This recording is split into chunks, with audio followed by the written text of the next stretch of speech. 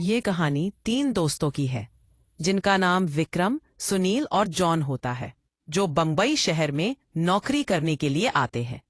तीनों बचपन के दोस्त कुछ कर दिखाने का सपना लिए इस भीड़ भाड़ वाली जगह में अपना मुकाम पाने के लिए दर दर भटकते हैं। उन्हें कोई भी रास्ता नजर नहीं आता।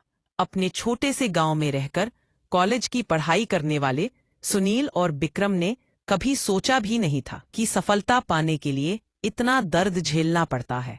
वहीं जॉन अपने पापा की बिजनेस में पहले से ही संघर्ष कर चुका था, जिस वजह से उसे इन सब चीजों की आदत सी हो गई थी।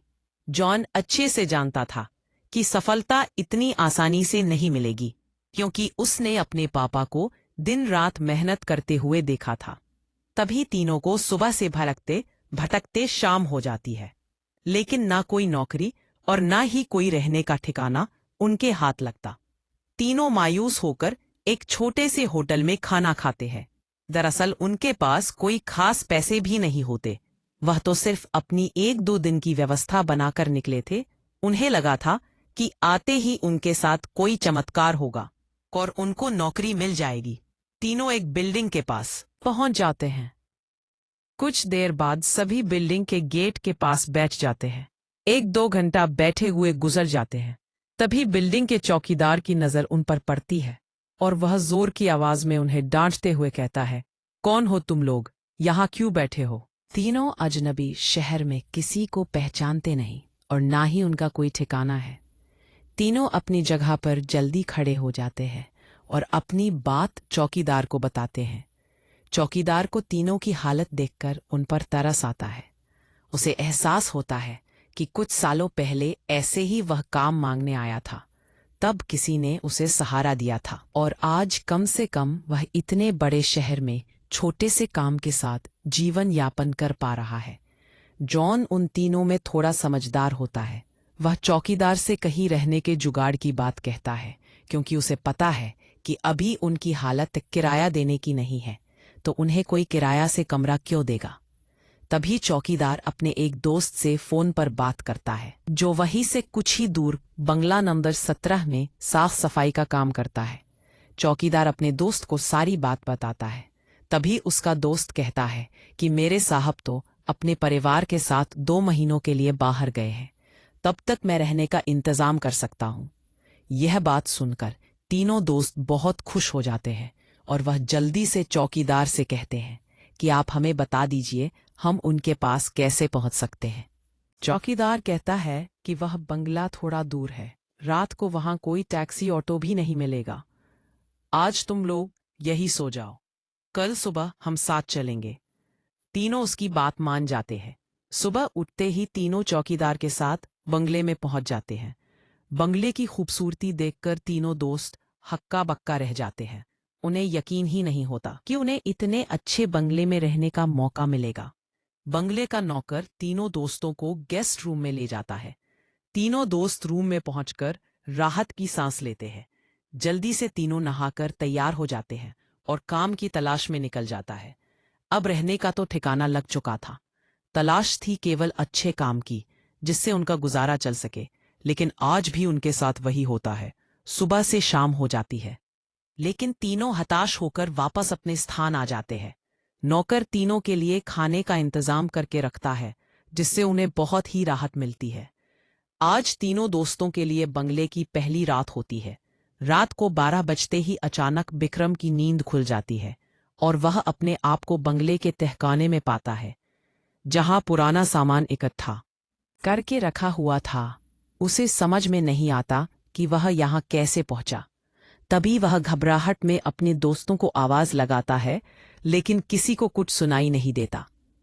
तभी उसके कानों में सब कुछ सुनाई देना बंद हो जाता है और सिर्फ एक औरत के रोने की आवाज जाती है। विक्रम चिल्लाकर पूछता है, कहाँ हो तुम, क्यों रो रही हो? अगले ही पल विक्रम अपने बिस्तर में होता है। वह डर के कारण पसीने से लथपथ हो जाता है। वह अपने दोस्तों को जगाता है। सुनील और जॉन दोनों उसकी बात का मजाक उड़ाते हैं और कहते हैं, तुमने कोई सपना देखा होगा, इस बंगले में तो हमारे अलावा कोई भी नहीं है। और विक्रम भी अपने दोस्तों की बात का यकीन करके इस घटना को बुरा सपना समझकर नजरअंदाज करके सो जाता है। सुबह उठते ही तीनों दोस्त फिर से तैयार होकर काम ढूंढने निकल पड़ते हैं। लेकिन जैसे ही वह बंगले के गेट से बाहर निकलते हैं, अचानक कोई औरत आकर बिक्रम को चिट्ठी देती है, जिसमें लिखा होता है, तुम इस पते पर जाओ तो काम मिल जाएगा। और औरत अचानक भागते हुए उनकी नजरों से ओझल हो जाती है। तीनों दोस्त की सोच में पड़ जाते हैं कि हमें काम की जरूरत है। यह इस औरत को कैसे पता? लेकिन तीनों को काम की बहुत जरूरत होती है। उन्हें लगता है कि भगवान ने उनकी मदद करने के लिए किसी को भेजा होगा, और तीनों उसी दिशा में आगे निकल जाते हैं जहां का पता उस कागज में लिखा होता है। यहां पहुंचते ही उन्हें एक बहुत ही बड़ी बिल्डिंग दिखाई देती है। दरअसल यह बहुत बड़ी कंपनी होती है, और तीनों कंपनी के गेट पर पहुंचते हैं और वहां के सिक्योरिटी गार्ड को चिट्ठी दिखाते हैं। सिक्योरिटी गार्ड चिट्ठी नियुक्ति विभाग के पास भेज देता है, और जैसे ही प्रबंधक को वह चिट्ठी मिलती है तो उसमें उसके मालिक का हस्ताक्षर होता है। वह उन तीनों से पूछता है, आप हमारे मालिक को कैसे जानते हैं? तभी बिक्रम जवाब देते हुए कहता है, मैं तुम्हारे बॉस का दोस्त हूं। अब प्रबंधक के पास इनको काम न देने के अलावा कोई विकल्प नहीं होता। इस कंपनी के मालिक का हस्ताक्षर जो उस चिट्ठी पर मौजूद था। कंपनी के मालिक 7 दिनों की ट्रिप पर विदेशी कंपनियों के दौरे में थे, और उस बीच उनसे कोई संपर्क नहीं था। इसलिए प्रबंधक ने उन तीनों को काम पर रख लिया और अपने साथ उन्हें काम की जगह दिखाने ले गया। लेकिन बिक्रम अचानक ही दूसरे रास्ते की तरफ मुड़ जाता है, और वह सीधे बॉस के चैम्बर के सामने पहुंचता है और दरवाजे के ताले को पासवर्ड से खोल देता है। कंपनी का प्रबंधक यह देखकर के आश्चर्यचकित रह जाता है। उसे यकीन ही नहीं होता कि जो पासवर्ड केवल कंपनी के मालिक को पता है, वह इसे कैसे पता चला। अब प्रबंधक उसे कोई खास आदमी समझने लगता है। उसे पूरा यकीन हो जाता है कि हो ना हो ये व्यक्ति बॉस ने ही भेजा है, और वह उसे बिना रुके हुए अंदर जाने की इजाजत दे देता है। जॉन और सुनील ये सब देखकर समझ नहीं पाते कि बिक्रम को ये सब कैसे पता। तभी अचानक बिक्रम सभी को बॉस के चेंबर से बाहर जाने को कहता है और चेंबर का दरवाजा बंद कर देता है।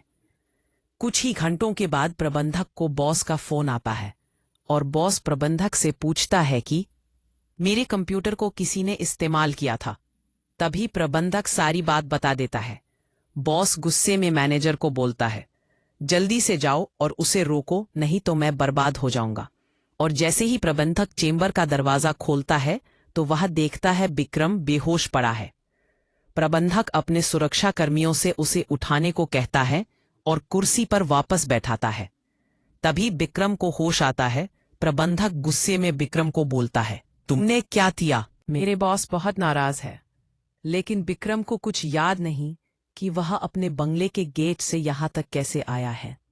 दरअसल वह बंगला पहले उसी बॉस का होता है, और बॉस ने बंगले को अपने ऑफिस की एक लड़की के लिए खरीदा था, और कभी कभी साथ रहता था, जो कि उसके कंपनी में काम करती थी। बॉस पहले से ही शादीशुदा था और ये बात अच्छे से जानता था कि एक ना एक दिन वह लड़की उसके लिए खतरा बन सकती है। इसलिए वह उसकी निजी अश्लील वीडियो रिकॉर्ड कर लेता है, और जब एक दिन लड़की को ये बात पता चलती है तो दोनों में खींचातानी करते हुए लड़की के सर में चोट लग जाती है और वह दम तोड़ देती है। बॉस बंगले के गार्डन में ही लड़की को दफना देता है, और लड़की की मौत के साथ ही उसका राज दफन हो जाता है। लेकिन जब उस बंगले में तीनों दोस्त हमें आते हैं तो बिक्रम गार्डन में घूमते घूमते उस जगह पर अपना पैर रख देता है जहां उस लड़की को दफनाया गया था, जिस वजह से उस लड़की का सीधा संपर्क बिक्रम से बन जाता है। वह बिक्रम के अंदर प्रवेश कर जाती है और उसे काबू में करके अपना बदला लेने के लिए ऑफिस प्रवेश करती है, और बॉस की काली करतूत को इंटरनेट में वायरल कर देती है। बॉस को विदेश से ही गिरफ्तार कर लिया जाता है। उसका काला चिट्ठा सबके सामने खुल जाता है और वह बेनकाब हो जाता है। उस लड़की ने मरने के बाद भी अपना बदला ले लिया था। अब शायद उसकी आत्मा को शांति मिल जाएगी। तीनों दोस्त उस बंगले को बुरा सपना समझकर भूल जाते हैं, और इस दर्दनाक भूतिया कहानी का अंत हो जाता है।